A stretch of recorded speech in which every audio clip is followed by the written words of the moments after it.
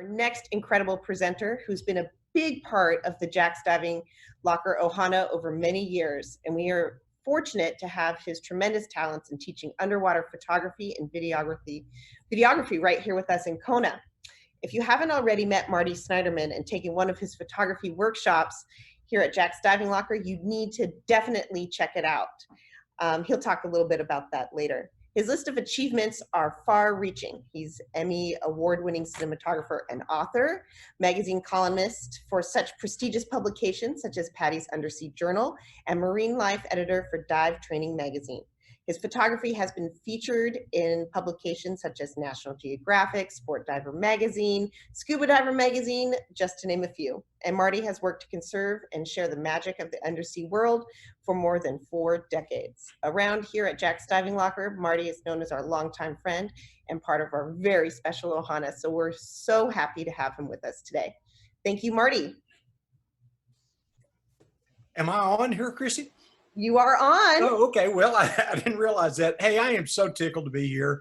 I've said this to you, and I think people know it, or I hope people at Jack's know it. But man, I miss you guys. It's been a couple of years, and I saw you guys once or twice a year for like 15 or 20 years, and it's just this big hole. And so I'm really excited to be here today. I'm a little nervous about following Sean. I thought his presentation was just great. And, heck, man, I'm nervous about following Sean. He's really done some great work. And I have been over, you may not know this, but I was over working on the day-use moorings through Wrasse at one time, and went out for several days. And of all the dives I've had in Kona, I mean, I love the wildlife. Obviously, it's just, I love the diving, but I felt so good, maybe patting myself on the back, but just to be able to contribute to that, because that effort really matters. And you can just see in Hawaii how the reefs are protected in that way, where you visit other places in the world and people are still dropping anchors. And I mean, it just makes you cry. So kudos to you guys, and I hope people will contribute or, in any way they can. So thanks, and I'm glad to be here.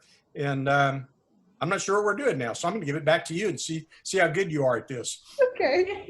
Well, we're going to roll your presentation here. Hi, everybody. I sure do appreciate the opportunity to be with you today. Obviously, we're not exactly living life the way we want to today, but it sure is nice to be with you, the diving community, in any way that I can be. And if I'm going to do that, there's no gang that I'd rather be with than the Jack's Diving Locker gang. I've been in this diving business for 45 years and traveled the world. It's been a great part of my career, and there just are not any dive operators that are any better than the gang at Jack's Diving Locker.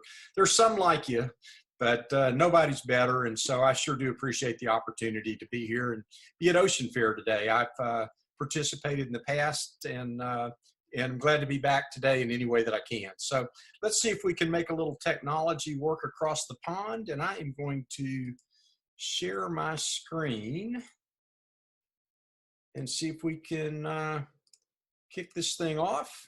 So what I'd like to do today is to just talk about some photographs that I've been able to make over the course of my career, just some favorite images, maybe a little insight into how I acquired the image, or perhaps a story behind it. And I will tell you that if you guys, I don't know if people are joining from all over the world, or there's just a lot of folks from Kona here today, but I'm assuming it's a bigger audience than that. And I will tell you that I have gone to the Jeff Leisher School of Diving, which Jeff is one of the owners of Jack's, and a very good friend, Jeff and Terry. So my stories, like Jeff's stories, are partially factual stories. So let's take a look. So I think it's kind of interesting. I use this image to start it off. It's kind of a metaphor, I think, for where we are today in the diving world. This is one of those trips where I was trying to go out and film great hammerhead sharks in the Bahamas at an open ocean pinnacle, and conditions got rough and we got blown out. We came into Walker's Key and ended up diving with and photographing black-tip sharks. So it was one of those cases where life gave us lemons and we tried to make lemonade out of it. In fact, we did. And I hope that's what we're doing here today with Ocean Fear. So I'm really tickled to be here. For anybody that knows anything about my career, I got started as a big animal photographer. It's just kind of the way I paid my bills, whether it was with great white sharks or humpback whales. That was just kind of the story of my entree, I guess, into the diving and photographic world. And I can tell you that I am the last person you want to ask, what the best place in the world to dive is or a favorite place. I love to dive. And I think that this photograph offers up a little bit of proof. I paid big money to live here for several days in Chinchorro Bank, Mexico, to dive and to try to photograph American crocodiles. This was really before Cuba was opening up, and we've seen a lot of crocodile images come out of there, but off Chinchorro Bank, I think this is about the biggest animal I saw or encountered. It's about a 14-foot long American crocodile. They are fish-eating crocodiles, and of course, when you read about them, you don't believe that they're going to be dangerous or attack people, but obviously it's a big wild animal and it's certainly capable. But they're fairly easy to, I would say, not really approach. You bait the animals. We went out and shot lionfish, which are invasive species in the Caribbean and off the Yucatan coast. So the crocs are up on land, and you take the lionfish and tie them on a fishing pole and kind of splash them in the water and bring them out to you. Step off that fisherman's hut where we were, and we're in about 5 to 8 feet of water, depending on the tide, and in come the crocs.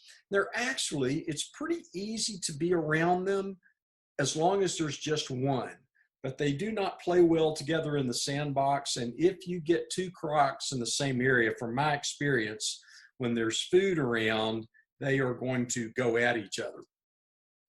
I think this photograph kind of illustrates how you do it. You can see these poles or posts that are in the water, and we used to tease each other and say, if you get scared, just hide behind one of them. But they're really there. There's a big tidal exchange. It's in the shallows, kind of in a mangrove-ish area, and in a channel just outside of that. So there's a lot of tidal exchange, and you kind of need to hold on sometimes so you don't drift away. I have heard it said that the definition of a scuba diver, of a hardcore scuba diver, is somebody that can't pass up a mud puddle without wanting to stick their head in there and see what's down there. So I think I share that in common with this little booby bird, brown-footed booby, that I photographed in the Sea of Cortez towards the end of a dive one day, just during a safety stop. I live, despite this accent, which I will tell you, I growed up in Arkansas, but I live and have lived for about 45 years in San Diego area, and I dive in the kelp forest. And obviously I can't see my audience today. I don't know how many of you have had that experience, but there is a certain sameness to diving coral reefs all over the world. And then you dive in the just the magical kingdom of a kelp forest on a beautiful day when there's sunlight dancing through the rays of sunlight kind of dancing through the kelp forest. When I went to school, kelp was considered to be the ocean's fastest growing plant. When I was a kid, I'm now 70. When I was a kid, there were two kingdoms. There's the kingdom of plants and the kingdom of animals. Now there's a whole lot more kingdoms, and kelp is no longer thought of as a plant, but it is an algae, a brown algae. It just doesn't sound very sexy to say that kelp is the world's fastest growing algae, but it is. And California waters have a reputation in the greater diving community being cold and not very good visibility and maybe not a lot of marine life and not very colorful. And really, in my home waters, nothing could be further from the truth. I love the geometry of the kelp. Here, these are the nematocysts or gas bladders that buoy the plant up to the surface. Kelp's heavy. It's big chunks of seaweed that we see after a winter storm on the beaches of California. And it's heavy. You can't just pick up all that seaweed and get rid of it. But the nematocysts or gas bladders buoy the plant up to the surface or the algae where it can get sunlight to conduct photosynthesis. More than 800 species of animals can be found in a Southern California kelp forest. Not all of them are large enough for you to see. Some are microscopic, but there's a lot of animals. This is a giant kelp fish. It obviously gets its name. It's so well camouflaged as it blends in with the blades of kelp. But they're gorgeous fish, and there's so much color. We have over 180 species of nudibranchs. This is one of our iconic species, a Spanish shawl, not Spanish dancer, but Spanish shawl. It's a beautiful animal. And anemones and fleshy sea pins, lots of color in our invertebrates, which is really true of temperate waters all over the world. What we don't have that you sure do have the pleasure of in Kona is not nearly as many diving days a year. We may have a couple of hundred diving days, where I think in Kona, maybe on a bad year, you miss 5 days of diving, you get blown out. So that's a different part of diving in our world, or my world. But a lot of color. This is out at one of our California Channel Islands, just a sea fan, but a splash of color and blue water. And so often people think of California as green water. And I guess I'm just kind of a little bit of local pride and just standing up for my California waters. This fish, I hope people would recognize if you're just part of the diving community. It's kind of an iconic species. It certainly is for us. This is a Garibaldi. It is California's state marine fish. A golden trout or brown trout is the state fish, but this is the state freshwater, I guess, fish. The Garibaldi is the state marine fish, and it's just one of those animals you can't swim past. It's kind of like seeing a turtle in Hawaii. If you see one, you're going to stop and photograph it. And they are not only pretty, but they're also quite animated. They are damselfish. This is a couple of males in a spat over territory. As young fish, this is the juvenile Garibaldi, and Garibaldi are quite territorial, but they let the young stay within their territory, and these blue spots probably help the adults identify or distinguish young from a competing adult. As the fish age, they lose the blue spots, and the adults with an established territory will try to run these guys out of their turf. One of my favorite phenomena in Southern California are squid runs or squid spawns. We really have gazillions of squid, uncountable numbers, that come in out of open ocean or deeper water into the shallows to mate. And what you see here, there are mating pairs. The male's tentacles will flash red when they're actually involved with a female. And it's basically a warning or telling other males to stay away, she's mine. And shortly after that, you will see the females plant egg casings in the sand. They mate in over sandy canyons and sandy areas. And inside of each egg casing is roughly 200 eggs.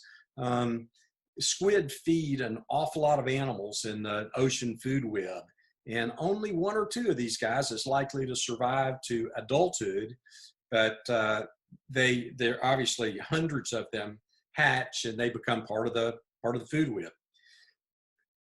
One of the areas where I love to go and do this diving is in an area called La Jolla Shores right here in San Diego. And it's an area where we train divers, and it's a flat sand, empty bottom. One of the reasons we train there is there's, in theory, no distractions.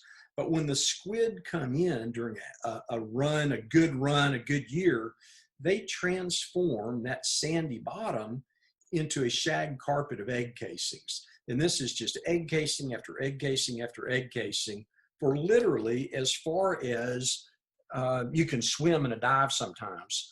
The squid, the good news is the squid come in to mate. The bad news for the squid is when you mate, you die. So shortly after they mate, they will die, and the world comes in to feed on them, whether it's animals like blue sharks or pilot whales or sea lions and harbor seals, or like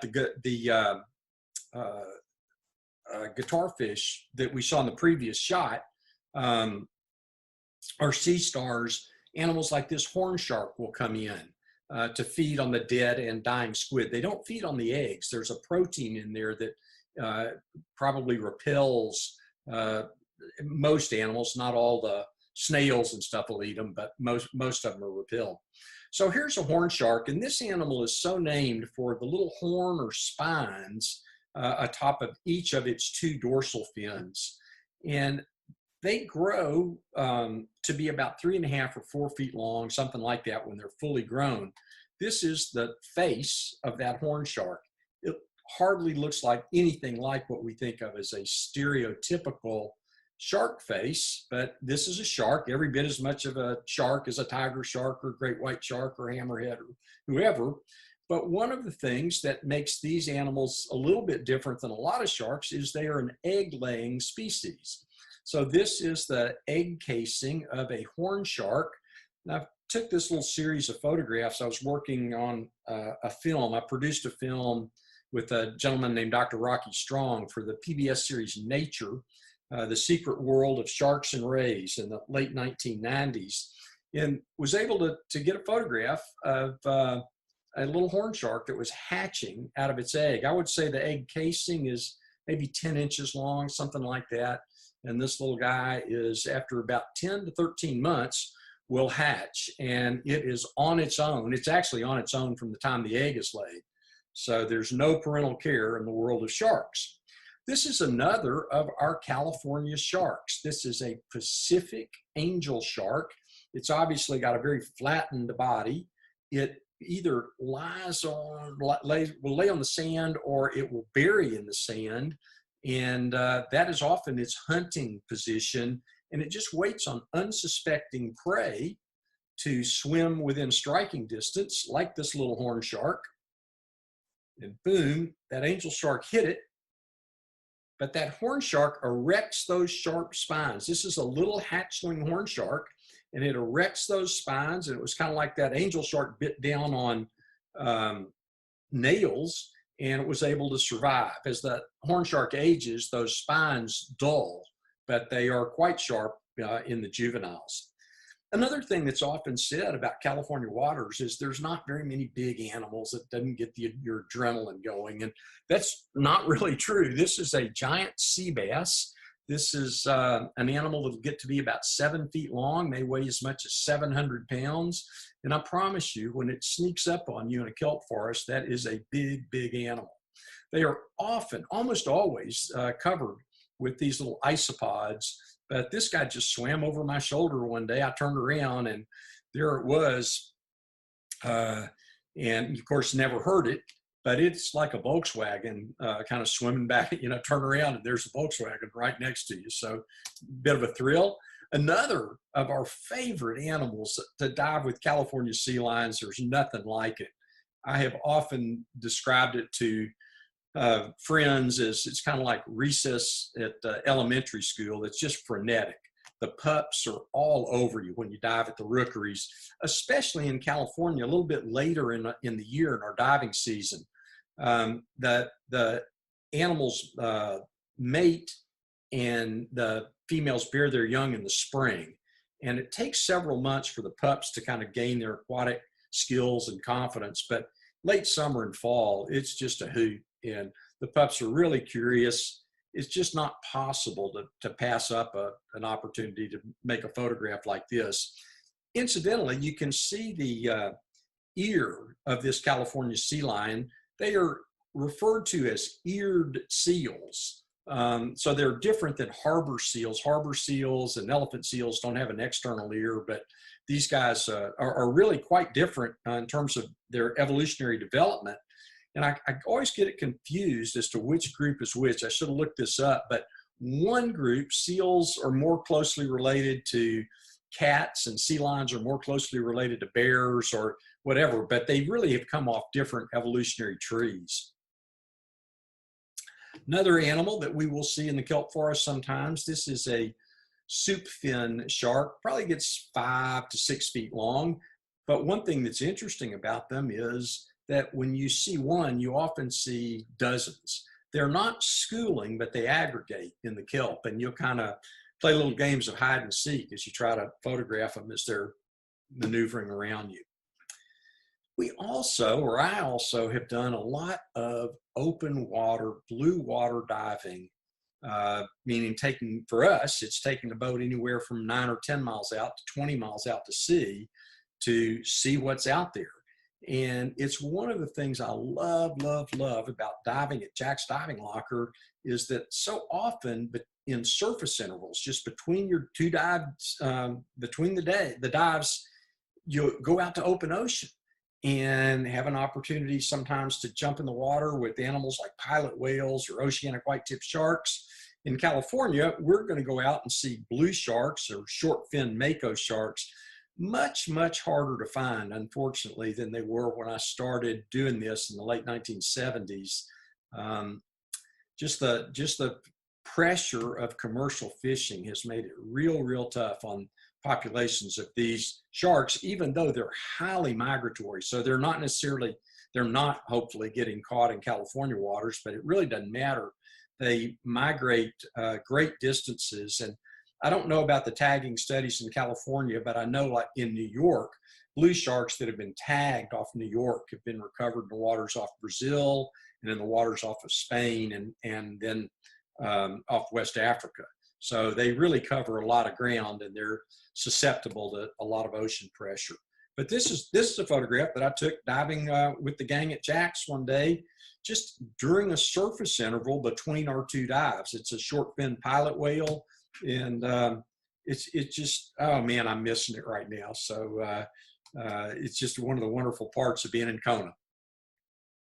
I put these images in. These are a little series of very old slide scans from the start of my career photographing sharks. This is Howard Hall, who IMAX filmmaker with his wife, Michelle, they are the preeminent filmmakers of my generation, underwater filmmakers. And I met Howard at the Diving Locker where I worked, got my first job really in the diving business in 1975, and we became fast friends and started going out exploring open ocean. This was our first attempt to build a shark cage, and clearly we didn't quite have this window designed down quite right, but I got on the outside and took the pictures, so I felt pretty good about this thing. And I also was involved in the early days of not really building, I can't claim that, but testing the Neptunic shark suit, stainless steel shark suit. That's one of the co-developers, Jeremiah Sullivan. He worked with Ron and Val Taylor at the time.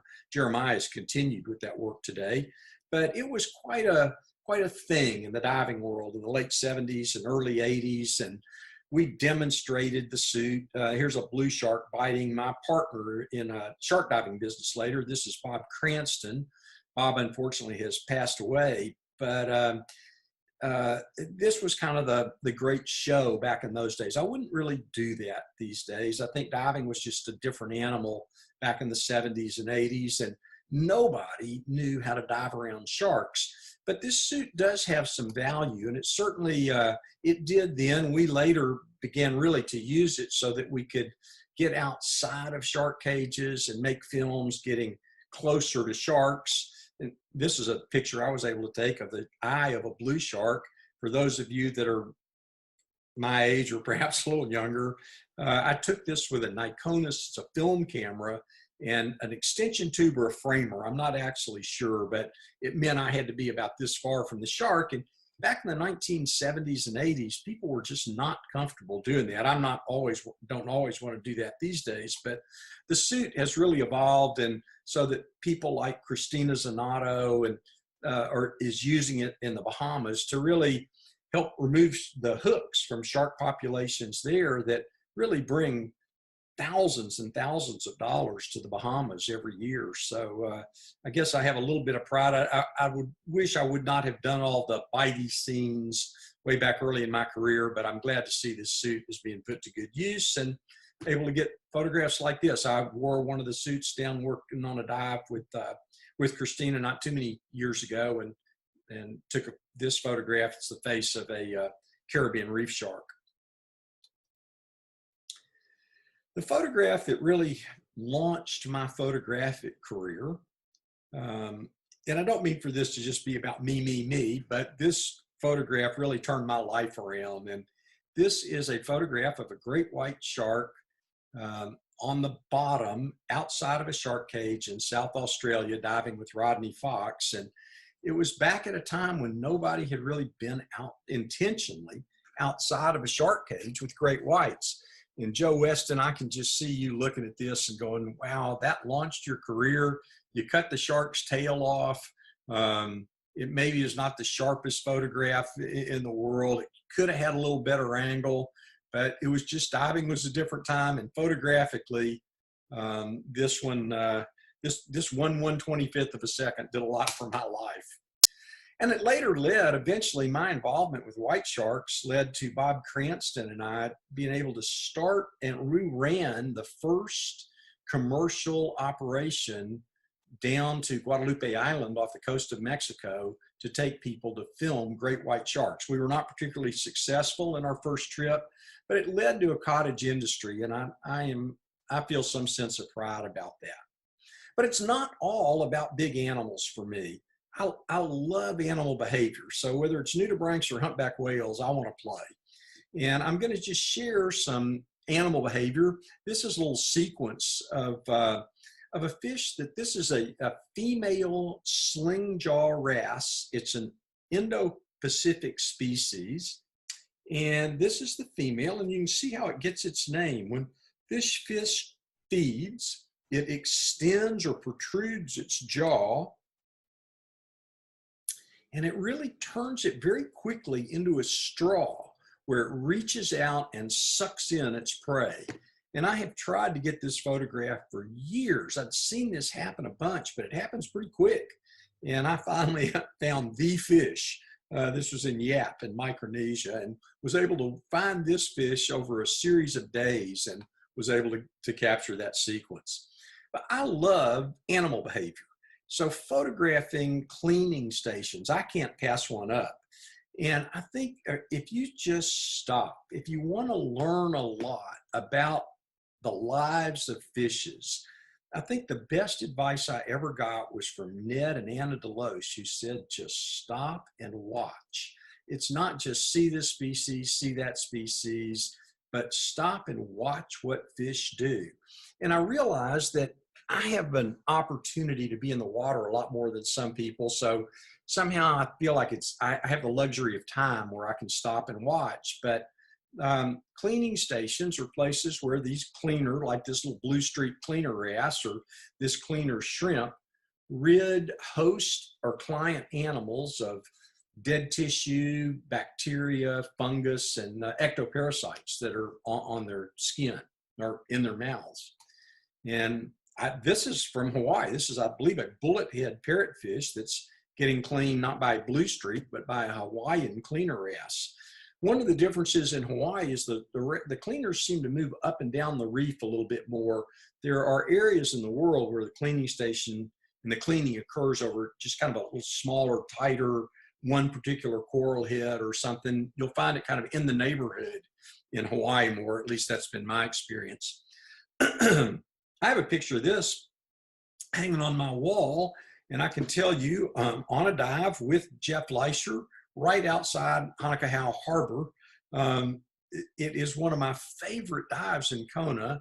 It's a very short boat ride. Sometimes people think, oh man, we paid to get on a boat to go out here. It's about a 3-minute ride, but it is a magical dive. And I shot this, and Jeff would know better than me, but I would say in 20, 25 feet of water.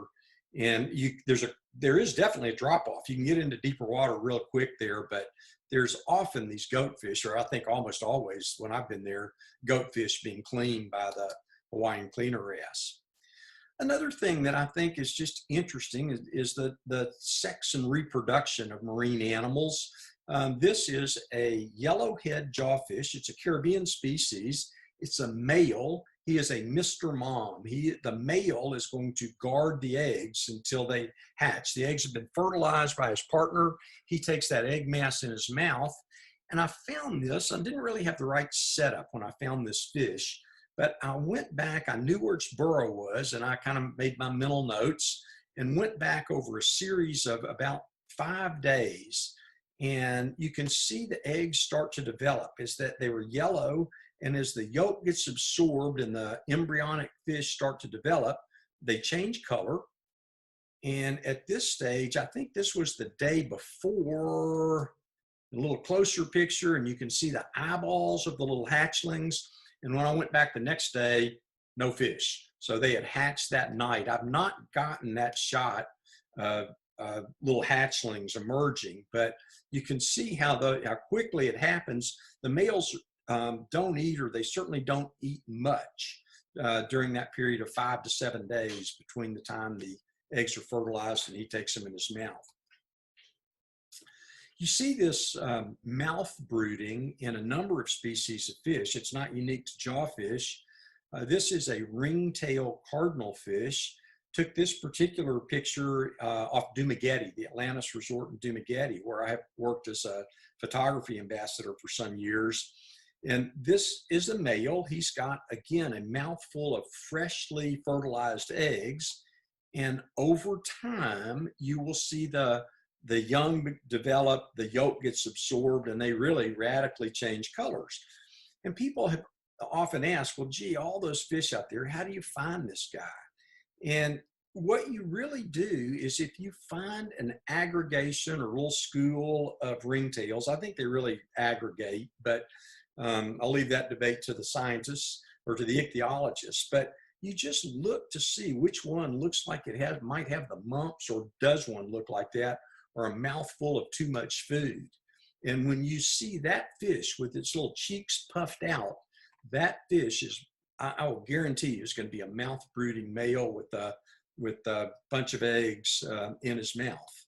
And if you watch, he will open that mouth, he will spit out that little clutch of eggs, spin it around to oxygenate the eggs and take them right back in his mouth. And as they do that, a lot of times an egg or 2 or 5 will break loose, and other fish will come in to eat them. Went after this picture for years. It's not an uncommon shot, but it was really tough for me to get. This is a peacock mantis shrimp with a clutch of eggs. So it's just one of those that I think kind of an iconic shot. Not uncommon, but when I had that Mother Nature made me work pretty hard for a number of years to try to get it. This is a flamboyant cuttlefish. It's an Indo-Pacific species, little bitty guy, a couple of inches long. And this is how this animal feeds. It has a special feeding tentacle, and it extends it, and it's kind of got like a club with suckers on the end of it. And it extends this club and this tentacle not quite out to its prey. Its prey, I've never been able to see the prey. It's little translucent shrimp and fishes, but all of a sudden it brings that tentacle back in, and then boom, hits its prey. So right here, it's just kind of measuring the distance so that it can hit its prey. And these are the egg casings. Cuttlefish lay eggs often in empty coconut shells or the roots of palm trees that have washed into the water. You'll find these eggs. And there's one here that's hatched, and I watched it hatch, and it has changed color to look like the other flamboyant cuttlefish I've seen. And within about 30 seconds, I watched this animal start to feed. So they hatch and go, and again, are on their own, but I would say this guy was certainly not as big as my little finger when it hatched. Eggs, it's very common to find eggs, or as long as you know where to look and you think about it, diving. This is an anemone fish. You often see eggs at the base of the anemone, kind of at that interface where the anemone attaches to the reef, where it anchors itself to the reef. And you can see those eggs below. And this is a pink anemone fish. They clean debris off the eggs, and they blow a little water or fan a little water over them to help oxygenate the eggs. They hatch pretty quickly. Most of these things need to occur fairly quickly in the water if there's not an egg casing like the horn shark, because it requires so much energy for the adults to protect and take care of the eggs. This is a different anemone fish, an animal you find more in the sand than in reef communities. It's a saddleback anemone fish, but you can see it's the eggs are glued to a little just piece of rock and debris that was next to the anemone where it lives. But again, not uncommon. If you just look for them, might be surprised at how often you'll see eggs from anemone fish at anemones. Here's another. This is an orange-banded pipefish. Pipefish are not uncommon, but I have learned that maybe 1 out of 10 of them will have eggs glued to his belly. This, again, is a Mr. Mom. It's the male who guards the eggs until they hatch. Mating nudibranchs. Nudibranchs, as you may know, are simultaneous hermaphrodites. That means they are both male and female at the same time. So when they mate, it is clearly a case of boy meets girl meets boy meets girl. Their sexual organs are always on the right side of their body, so they're kind of head to tail when they mate. And I've gotten this shot a number of times. I've always wanted, and I worked real hard to get that shot when they were very first engaging in the act, and I finally got it. So I guess my career has developed to the point where I got this shot, and I can speak to you at Kona about nudibranch penises. I never thought that was what was going to happen to me in my career, but here we go.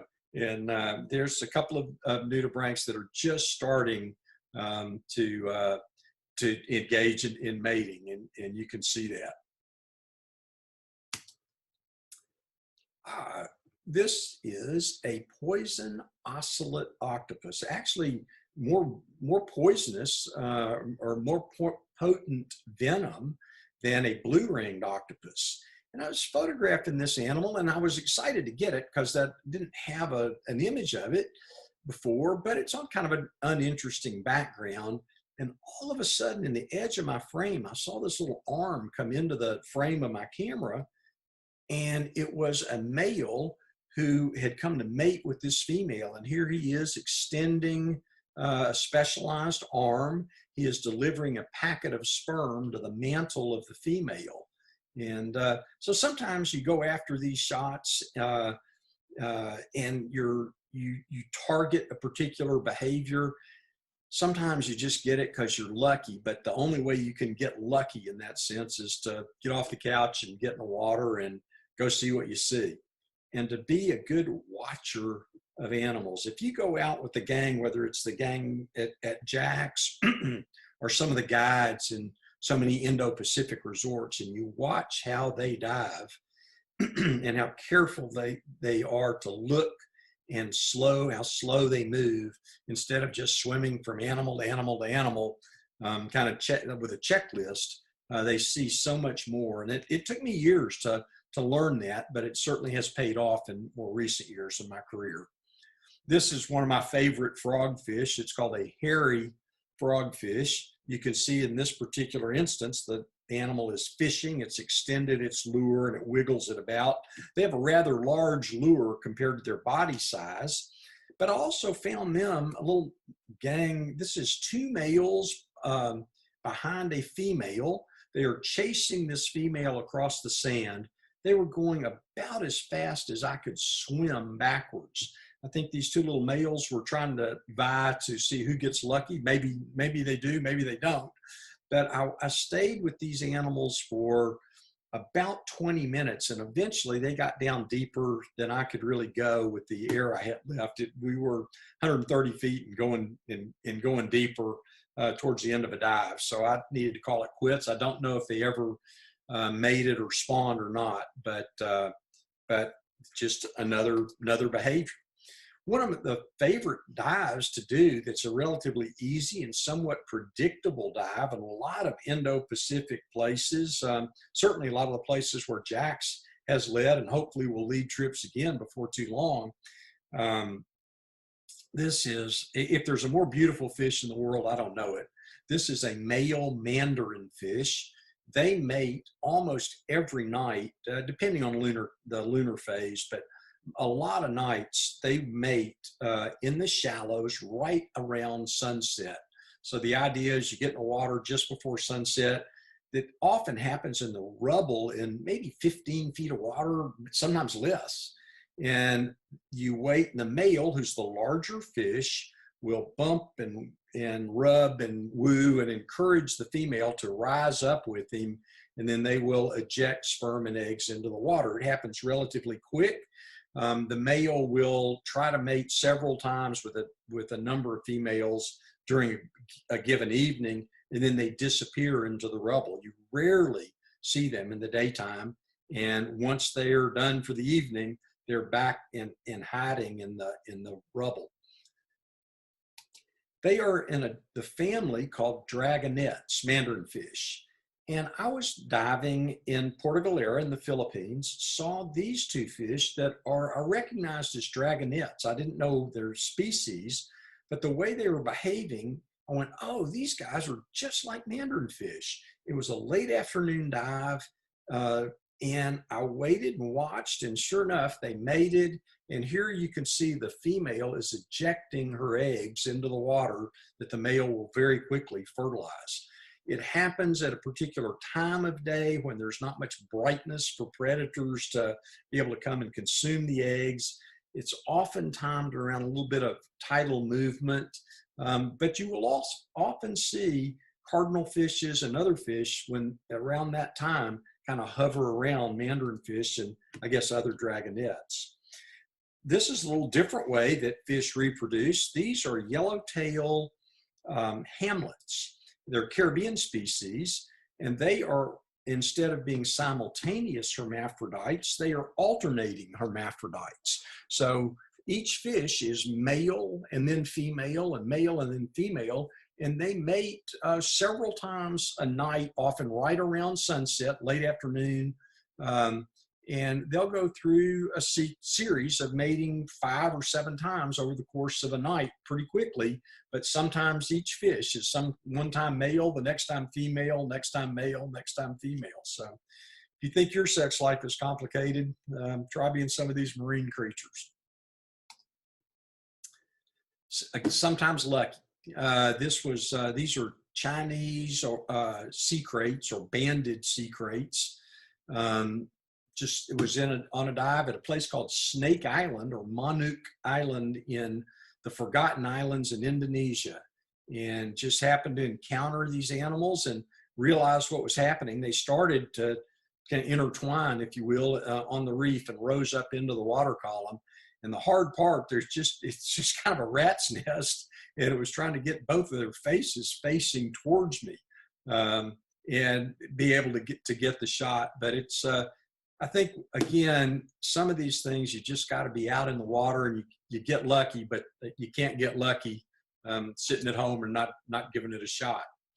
Yellow tangs. Everybody knows these fish from Kona. I love them. They're beautiful fish, and they can be more challenging to photograph than one might think, but these are courting yellow tang. This particular photograph was shot during one of the Kona Classics years ago. And one of the things it taught me is that sex is dangerous. We've all heard that through our lives, but here's why.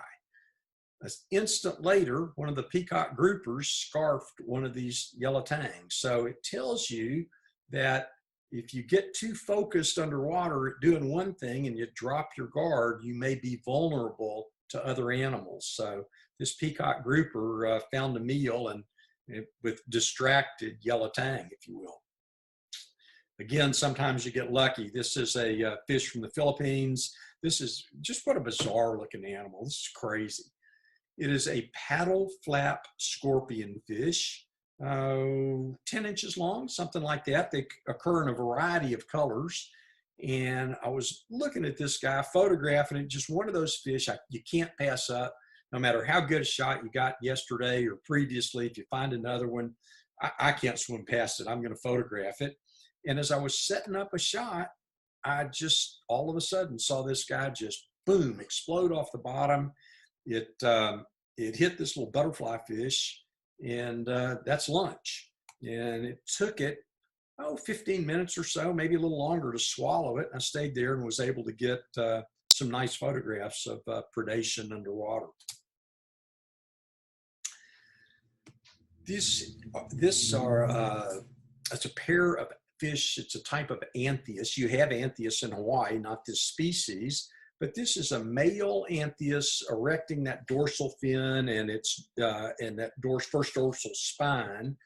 The males in a lot of fish species do this as a display to basically ward off other males and kind of beat their chest, if you will, in front of females to try to impress them and to encourage them to mate. Another couple of, this is a couple of males displaying.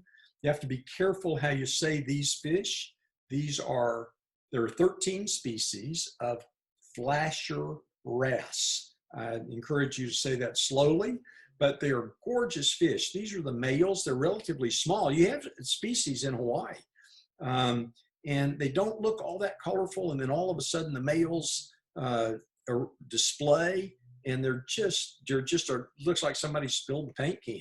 They're just beautiful, beautiful fishes. Here's another. This is a male Gulf signal blenny from Mexico's Sea of Cortez.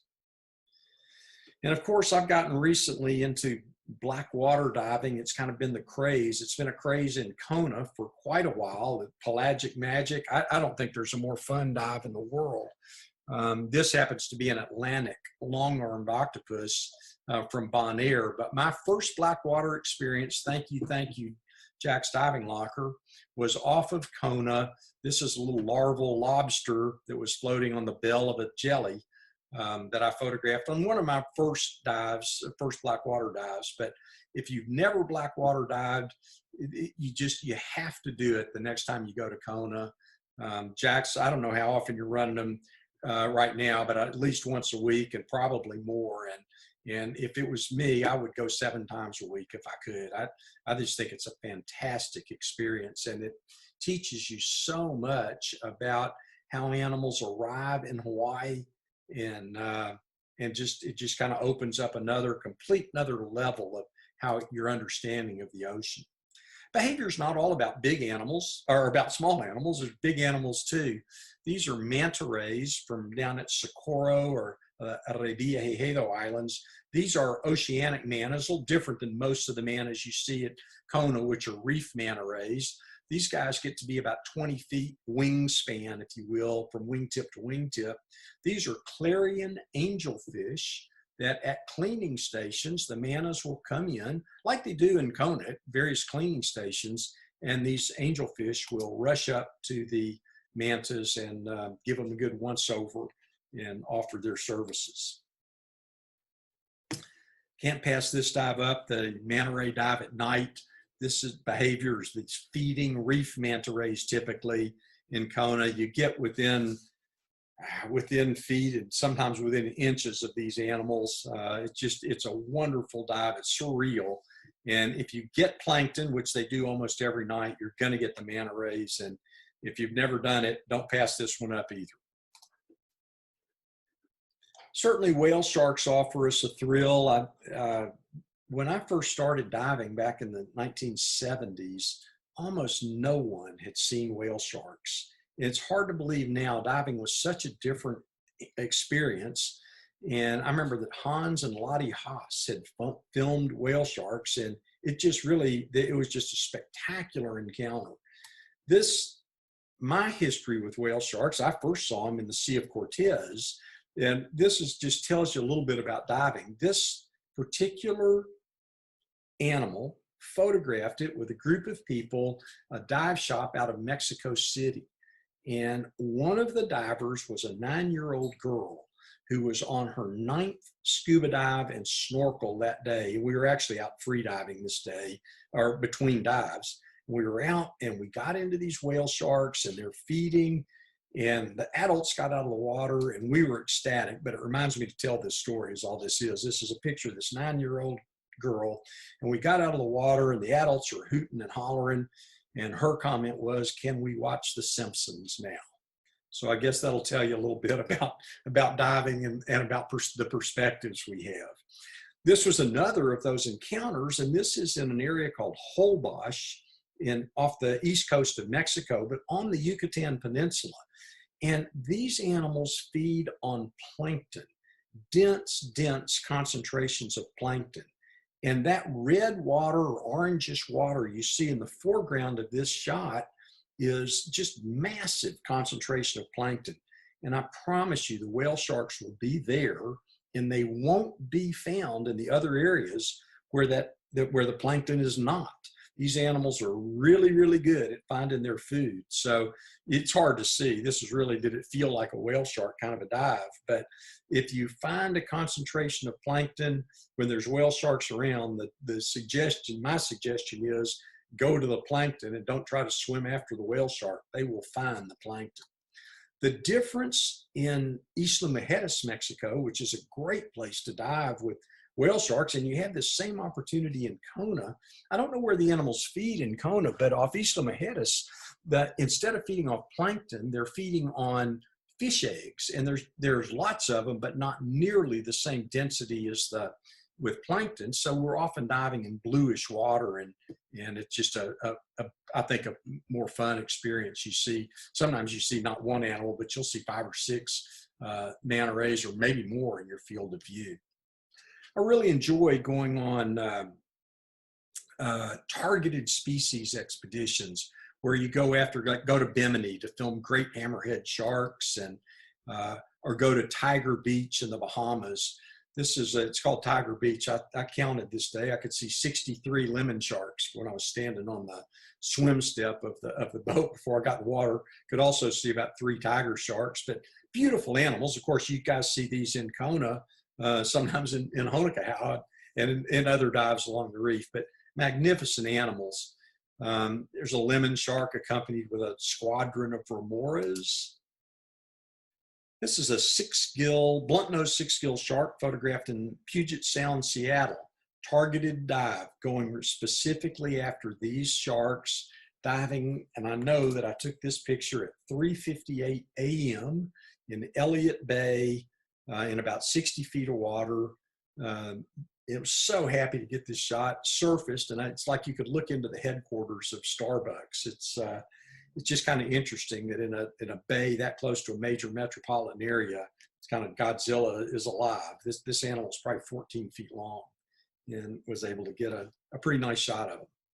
Another targeted, going after a particular species. In all these kinds of trips, you can spend a lot of time with no animals around. You miss your target, but when you get them, it's such a thrill. This is the world's 2nd largest shark. It's a basking shark, a filter feeder like whale sharks, but it can't pump its mouth. It's a passive feeder. It swims through concentrations of plankton. It lives in cold water, and it's probably not as efficient of a feeder as whale sharks, so they don't get to be as large. They grow to a maximum length of about 30 feet for basking sharks.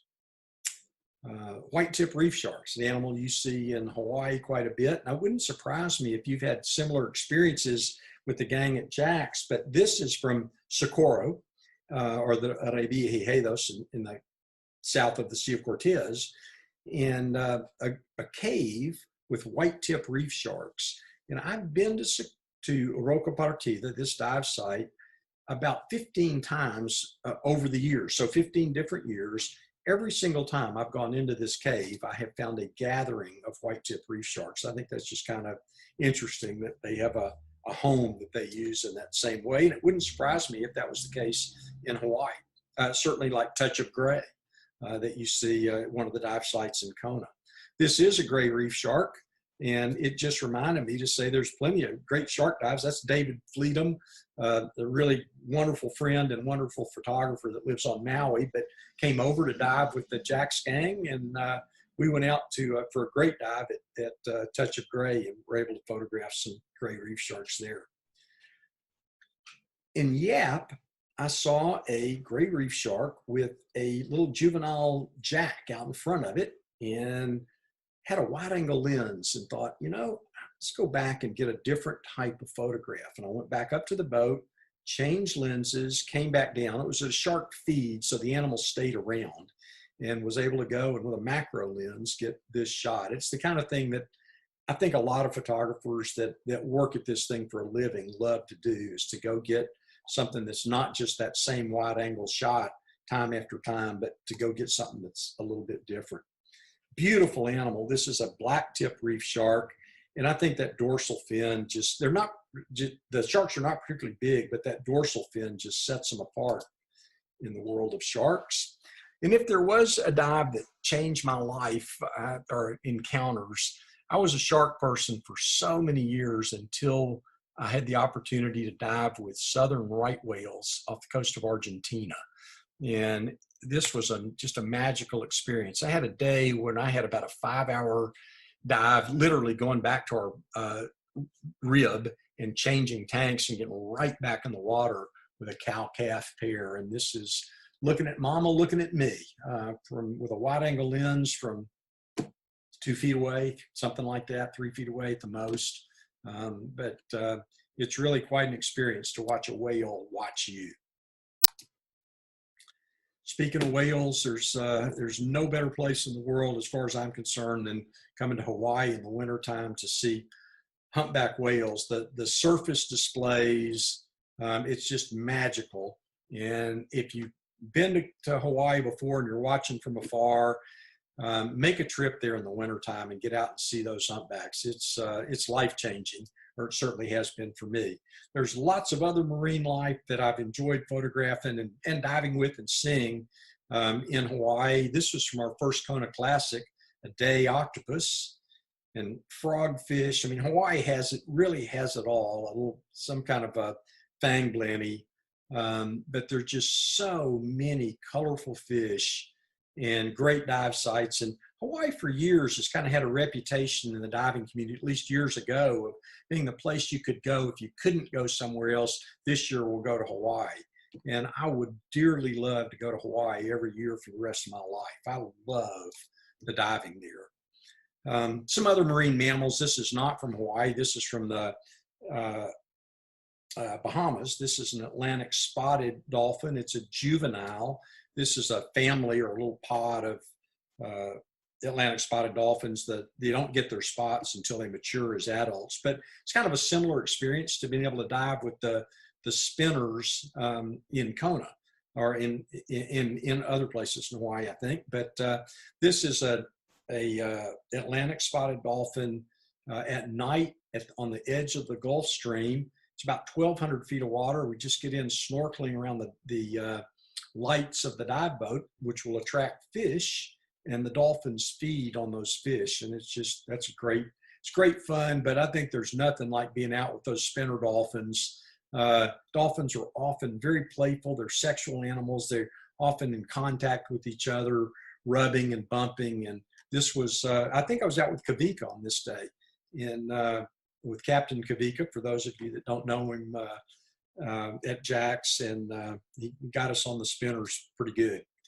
I'm going to close with I know where time is probably pushing my limits here, but just want to mention, if I can, that I've wanted to teach underwater photography one-on-one online for years, and the pandemic has kind of pushed me or encouraged me to take that step. And Zoom and the new technologies that we're using these days has made this relatively easy. So I am teaching now one-on-one classes to anybody that wants to, I'd like to say, improve their underwater photography or learn underwater photography. You take a session, you can learn about it on the site, but it is at martysnyderman.com. I think that might be my next slide, but what I want to do is help anybody learn to take images like this or this or this, and to think you can go out and consistently get them.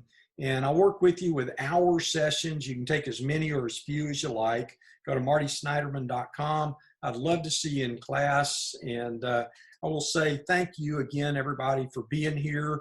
Thanks for Jack's Diving Locker for having me, and go diving. I sure hope to see you next time is on a boat in the middle of nowhere, or actually in the middle of Kona. So I look forward to that. And I'm happy to take any questions and whoops, didn't know I had that there, questions and answers. Thanks, Marty, for your presentation. That was really amazing. Your photos are just so cool, and we wish that you were here giving your photo presentation that you normally do every year right after Ocean Fair. Chrissy, first of all, thank you. Yes, I have such mixed emotions. There's so many things I want to say, and I'm afraid I've pushed my time limit, but man, I miss you guys. And when I see this, all those Hawaii images, it's killing me. And we thought we were going to fool people and make it look like I was doing this live, but I couldn't resist. I saw people, friends, Gene and Joe and Mongo and some other folks online, and I started replying to them. And then I was watching this on Facebook and on Zoom, and they're not quite synced up. So sometimes people would say something like "nice shot," and I didn't really know which one they were talking about. So I didn't always respond to those. But thank you, everybody. We even had me wear the same shirt because we thought we were going to fool our audience today. But I've had it. I love doing this. I just wish it was in person. And also one thing is, you know, I took us through kind of a history of some of my diving, and I look at the early days and some of the things we did in terms of baiting sharks and the shark suit, just things I would not do today. And when I follow Sean's Heinrich's presentation, you just realize some of the power that we have as photographers and videographers and how the diving world has changed. But it makes me really want to do what we can to preserve and conserve and enjoy this. So thanks again for the opportunity, and I'll take any questions. You guys hear me okay? Yes, we can. Okay. So, and you know what? We do have a question from the Zoom Q&A from Inari. She says, "Hi, I loved your presentation and your photos are great." She's a 12-year-old advanced scuba diver, and Inari is interested in underwater photography and was wondering how you would suggest to get started. Boy, great question, and we certainly need young people coming into the ocean to do the things that Sean is talking about and just to share the magic of the ocean. I think that one thing I would tell you is at 12 years old, you may be a great diver, but you cannot have had years and years and years of experience yet. So I would say become a good diver first. Be really, really comfortable in the water. And you really have to have the right habits and always check your pressure gauge and your depth and so forth. And then I don't know all the details about the programs that Jack's Diving Locker has, but Inari, if you live in Kona, you've got programs. Chrissy, you might be able to talk more about that, but some of the sea camps that you do that could help somebody develop their skills. I would tell you that underwater is not so different than topside, Inari. And if you can learn a little bit about taking pictures on land, a lot of that knowledge you can take directly underwater. The biggest difference is, well, there's two things. You want to get really, really close to subjects, and you really, really, really, really, really want to keep your camera dry. And those things matter a lot underwater. And Chrissy, you may have some details you can offer, and I'll be quiet. Well, I just want to tell you, Marty, that Jeff Leischer says that thank you so much. He misses you, and so does Terry. And he's got to go film some mermaids in the pool. So, you know, his job is never done. Well, I appreciate that, and tell him to enjoy, but I know he will. He enjoys Jeff. So, all right. Any other questions? We've got one from someone who was watching in the dive shop. They have asked, in terms of your experience over these years, have you seen an overall improvement or decline in the ocean's reefs and biodiversity? And then what do you think are the biggest contributing factors? And then maybe what can we do as, you know, scuba I know Sean's talked about this, but what can we do in our own, you know, personal diving experience to help that? I think that I get asked this question a lot, which may be a sign of the world recognizes me as being old, but No. I have been diving for 50 years. And yes, do I see a change? There's no question about it. And every place you go, there's no place on this planet that hasn't been impacted as far as I can tell.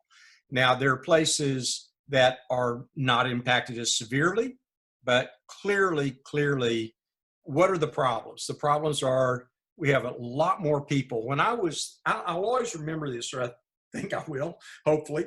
When I turned 39, my mom sent me a birthday card. And on that birthday card, it was all about what the world was like the day I was born. Who was winning the baseball games? What was the number one song? The population of the United States was 139 million. Now it's 330 million. There are more and more and more mouths to feed, not just in the United States, but all over the world. There's 7 billion of us, and we all want to eat. And so what is, in my view, and it is my view that there's just too many people. And that is a tough sell in a lot of places in the world. But that's what I think. There's people and fishing pressure. And I have no more right to eat than any poor fisherman anywhere or poor family anywhere in the world. And we just consume more in America. It is our economy. It's the way we make things work in this country, but we put a lot of pressure on the world's resources. What can we do as divers? I think the thing Sean was saying is, like, if you try to do this all by yourself, it's overwhelming. You don't know how to get started, and you think, oh, I'll go pick up all the plastic in my yard.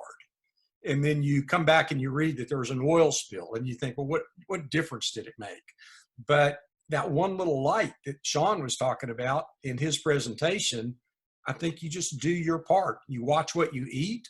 You watch how you dive. You don't crunch the corals. You don't have a philosophy of a photograph at any cost.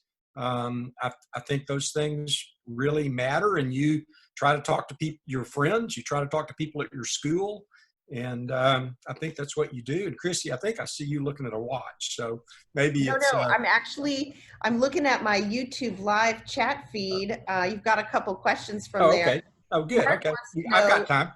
Okay. Mark wants to know if you use a rebreather to get close to your subjects. Mark, it's a good question. And I used to dive a rebreather quite a bit. I've got several hundred hours on a rebreather. I don't use a rebreather these days. They're a little bit hard to travel with. I live in Southern California now, which I have despite this accent, but I don't dive a rebreather. They definitely offer advantages in some situations. A lot of animals are visual. You take a rebreather around sea lions, you're not fooling anybody. But you go on a reef, and I think if you're diving open circuit and you exhale, you see all the little fish kind of go down to the reef, and then they rise back up, and then you exhale, and everybody does this. So you're definitely impacting animal behavior underwater when you're diving open circuit. So I think rebreathers have an advantage. I don't think the disadvantages, which is they do have, I don't think it's really safety as much as some people that haven't used them think. I think if you're trained well and you use them right, they can be plenty safe. It's like traveling with another camera system in terms of maintenance. So you just got to be willing to put in the time to take care of them. All right. And our last question is from Gene. He wants to know what projects you're doing right now. Well, Gene, during the endemic, I've cleaned my attic, pandemic, I start saying endemic. During the pandemic, I've cleaned my attic a lot. But I am dying to get back in the water. So what I really have been doing project-wise is teaching online. And that's what I really started. It's a way for me to stay connected with the diving community, to do these one-on-one sessions. And that's been really fun. When I get back in the water, what do I look forward to? I've got a couple of trips that are lined up, that I'm going to go up to a place called God's Pocket up in north of Vancouver Island in Canada. That I had to cancel a trip this past March. We couldn't either get out or get back into the country. I can't remember which. So I'm looking forward to doing that. And this whole, I said black water, it's pelagic magic. Your pelagic magic dives, I cannot get enough of those dives. And those animals, it just opens this door to a whole nother chapter. I think that's the way I might have expressed it, into understanding how animals get where they get. And we think we know a lot about the ocean because we see what's going on in a little bitty reef area that we explore. The oceans are huge, and there's just there's so much to learn. And so project-wise, it's teaching and getting back into trying to do as much blackwater and pelagic magic as I can. And I haven't photographed everything in Kona that I need to, so it's high on my list. Well, Marty, thank you so much for joining us today, and we can't wait to dive with you again when you get back here to Kona. So Yeah. thanks so much for participating again today. I hope you know it is my pleasure. I miss you guys, and I do feel part of the extended Jax family. I've always wanted to, and I've always wanted Terry and Jeff to adopt me, but they are too smart. So you guys stay safe, and I hope to see you back in the water real soon.